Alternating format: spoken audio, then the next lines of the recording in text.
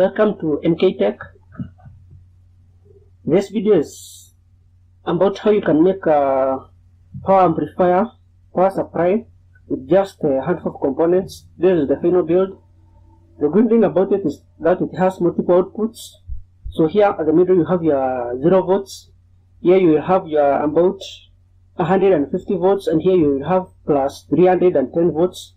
Here you have minus 150 volts, and here minus 150 volts, depending on the kind of amplifier you are using. So the PCB will look like this. Here you have your 220 volts input. Then here you have your bridge rectifier. This is the positive rail and this is the negative rail. So what I've done is just stacked 4 capacitors in series like this, then parallel 3 of them each. The thing about if you have 2 capacitors and you place them in series, the voltage will be divided proportionally across all capacitors. So as parallel, the parallel arrangement is just to increase the current carrying capacity of the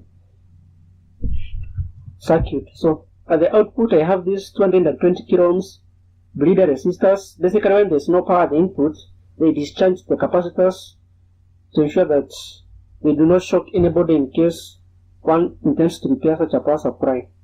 So here are the output terminal blocks. This is the ground, plus 150, plus 310, minus 150, and minus 310. So if you have an input of 110 volts, then all the voltages will be halved. Remember, you have here 170 volts. Here you have